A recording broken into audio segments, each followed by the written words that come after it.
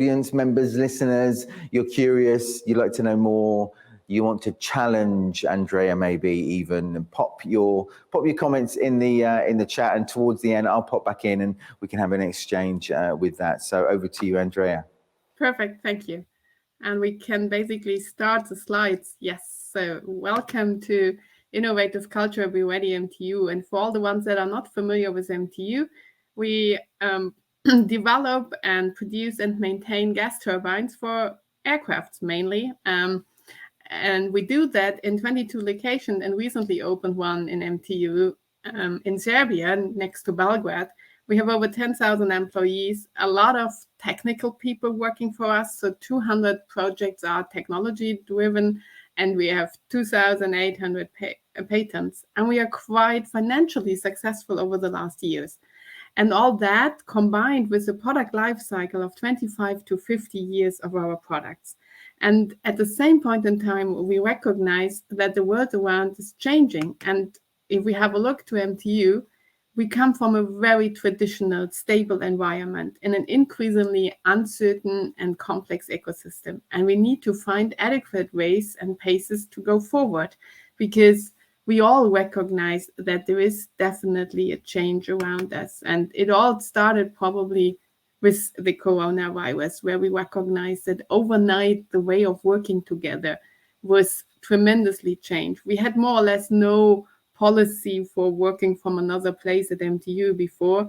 We now have roughly 60% of our employees working from home around 2 days a week. We also recognize that our business, which is a global business, is impacted by the current China and Russia trade conflict, let's say, and as well for sure by the political situation in Europe at the moment. And we definitely see that we have a different view on climate. We have the other generations that get a different view on flying, and maybe even flight shaming, and probably new competition that's coming into our market. But we're not necessarily used to it. We have a quite strong market, which is oligopolistic driven. So we typically only have one or two competition or competitors. And we also recognize that our product so far was quite a stable one, and our product mix, which is a mix of narrow body aircrafts and wide body aircrafts engine, also gave us quite a natural hedging, as some of our colleagues says, because during Corona, the narrow body business was the one that started first. And now we see with all the freighter market coming back that the wide body program comes back, and therefore our business is already quite well balanced. And nevertheless, we also facing the situation that we need to be ready for additional changes out of that VUCA world. And therefore we started an initiative which is adding to quite strong leadership values we had already in MTU, and also to a strong vision. We would like to shape the future of aviation. And we focus on innovative culture and try to find how can we encourage all our people, and not just the leadership, but all the people within the company, and make them aware of those changes. And we find what we called our step change in a cross-functional, interdisciplinary team, which we brought together with the Boston Consulting Group last year for roughly 4 months. And they came up with that step change and called it, "We adapt actively to constantly be ready. Our future organization and culture join forces to successfully shape the future of aviation." And one of the most important things here is that for us, that constantly be ready for another change. It was quite interesting to recognize that all the people look for, what is the target picture? Can you tell us what we need to achieve? And we couldn't say there's a new product, or we couldn't say there is a new way of developing our current product. We had a lot of initiatives like that already ongoing, but we definitely see that we need to improve our sensors and being more sensitive on changes around us, and being also then able to adapt to those changes. At the same point in time, it's not about change for a change perspective. It needs to be successful for our business, for our company. it needs to support our future. And at the same point in time, it needs to support our vision. We would like to influence, we would like to shape the future of aviation. And that's the reason. And you see that one sentence here, and I would say the team itself probably worked around that sentence for 2 weeks and find the right words and find out, okay, but what does it mean and how we can describe it even further for our employees, because they need to feel comfortable and accepting that way forward. And as I said, we already have quite strong leadership values. We empower, we create trust, we transform.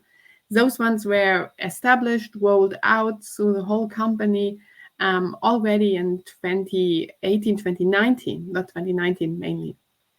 And we recognize that our leadership took those very intensively and also understand in more or less each and every case what is the reason behind that. But we also recognize that our employees, because we try to listen to them, didn't necessarily had a similar view on, first of all, those values, and at the same point in time also gave it a bit more responsibility to leadership instead of taking the responsibility for themselves. And then we discussed within the team if we would like to say, how should MTU be? We came up with be ready. We need to be ready for those changes, and we need to be aware of those changes. We would like to be active and not just reacting if we recognize something. And we would like to be united. MTU has 22 locations, 3 of them, and the biggest ones are in Germany. We are a German company. Nevertheless, we can learn massively out of our locations abroad, either in Amsterdam, in Vancouver, or in Serbia, who really ramping up at the moment their business over there. We would like to be open, and those openness is at the same point in time also the understanding of diversity and make use out of diversity, because you listen to other ideas, you digest them, and you find out the best way to combine different ideas. Be aware is again this sensoric I talked about, and be mutig is obviously be brave or be bold. We discussed that a lot, and we made it a bit of a German English mix here, because we need those braveness or boldness to encourage our people simply try new things and being more innovative and going out there to see how can we change within the company to be an attractive employer, but at the same point in time, how can we get new influences from the market and bring that into our business. And one of those questions for sure is there, will people still fly? And you maybe, if you like, you can give a comment here in the chat, because we definitely see there are discussions about metaverse. There are far more opportunities to not traveling. As we just heard, Ronald were in Berlin, but could easily join the HR week as well as I do. And therefore, probably flying will be a bit limited for us in Europe and maybe also for the US. But at the same point in time, we see there's China, there's India, there are other regions. Only roughly 3 billion people traveled so far by an airplane, and we still have 8 billion people around the world. So there is a chance to grow. The question is, are they willing to go into that direction, or are there other technologies that maybe take over? And it was a lengthy discussion to question, what does it mean to be ready for an employee at MTU, or what does it mean to be aware? And there's typically the one thing, hey, be able to listen to your colleagues from abroad, be able to understand your partner. And that comes with language on the one hand, that comes on the other hand with a coaching-oriented leadership culture where you can open up as an employee and share what you would like to do. And that's the same point in time, leadership that is able to handle it.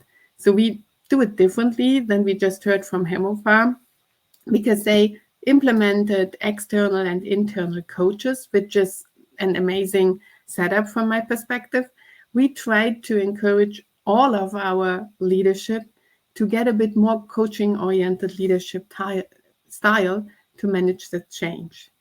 And again, at the same point in time, if we talk about change, you definitely, in a technology-driven company, people look at you and say, how can we measure it? And what is the focus? And can we make it a bit more precise? And what we did is we came up with 7 focus areas, as you can see here, where we said we would like to set projects and initiatives with a major focus on empowerment, on digital mindset, diversity, entrepreneurship, MTU community, knowledge sharing, and the new work environment we recognize. And those are the main focus areas. And we try to question with new projects and new initiatives in which of these they are basically paying in. So what is the benefit of having that initiative, and which focus area will be supported by that? And at the same point in time, what we do is we try to measure our culture. So we set up a so-called readiness index, and once a year, we ask our employees 21 questions which are related to those focus areas and see how they rate at the moment the intensiveness of this or the other focus area, need additional initiatives and projects. And for example, digital mindset was the major outcome for this year. Overall, we also discussed why is innovative culture a strategic project. So we started this with the board because we would like to bring, or we had already culture as an initial part of our strategic roadmap. And we had tons of initiatives on the HR side and on our locations. And the idea was to summarize it and make sure that our cultural development is as important as our product development. We do a lot of new products with regard to hydrogens, flying fuel cells, water enhanced technology for gas turbines. So we try to get our product portfolio environmentally friendly, but we also need to get us as an employer environmentally friendly, employee friendly, and attractive. And the success factors we defined for that is a strong mandate for the overall topic, a strategic anchoring within the organization. We definitely need our seniors, so my peers, involved, and we need to find key stakeholders, and we need to have somebody who's really passionate to lead all that. And at the same point in time, we found that a diverse team and a dedicated team, which is not just as a governance team, 100% responsible for innovative culture, but at the same point in time, it is out there. And we ask, in the meantime, it's roughly 30 people around all locations to give dedicated 10% of their work time into the project to support us, and always listen what the employees around the world tell us about in which direction we could change to get MTU ready for the future. And for sure, last not least, I already talked about target setting is important. So tracking, reporting the readiness index I just described is definitely for a technical company like MTU quite important, even though it's sometimes weird if you say you measure culture. Last not least, thank you very much. And if you have any questions, please come back and get in touch whenever you feel comfortable, either with myself or with Saklina Teofilovic, who is our head of HR at MTU Serbia.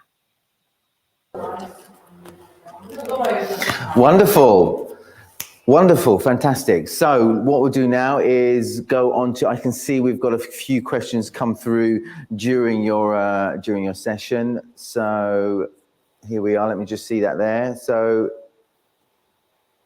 there we are. So from your perspective, how do you motivate employees who are working from home and who are detached from the organization, the changes, the values and the principles? So how do you motivate those ones who are feeling detached? Yes, absolutely. So first of all, we try to avoid that they are totally attached. We invite them when they start with MTU for a certain time period to be with one of our locations.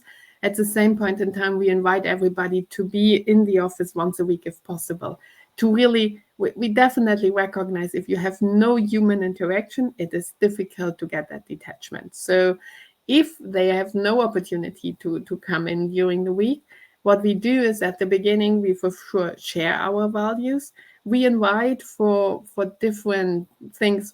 Just in Munich, for example, we have a breakfast for everybody who joined, where we just talk with all those newcomers about those focus areas or about our leadership values, to make them aware and also give them some background, but hear also what they have as ideas to further develop. So we basically organize either virtual or non-virtual meetings, and we prefer non-virtual ones, where we simply give the opportunity to talk about what you just saw, and at the same point in time about our leadership values, so that the people have a chance to give their view, their opinion, and therefore can also better digest what is our intention with it.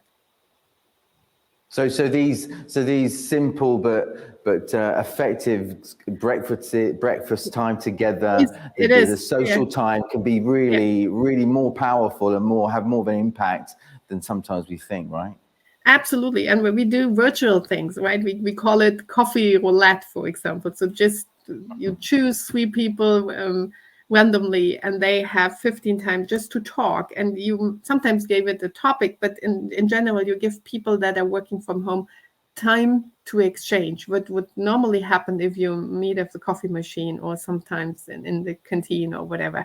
So, and that is important for us, because we definitely see that the interaction for people is important, to give them a feeling, be part of the MTU family.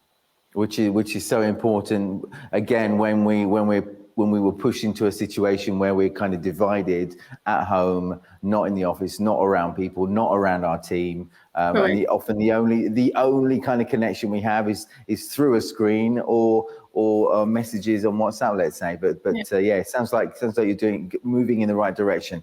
Listen, Andrea, we have now come to the end of the session. Again, it's one of those sessions which I'm sure you could have kept on talking, and we would naturally keep on listening as well. Unfortunately, we can't do that right now. But again, everybody listening, you can reach out over LinkedIn, I'm sure, to Andrea, connect up. And check out what MTU are doing as well, and then see where you can actually take those conversations forward. In the meantime, thanks so much.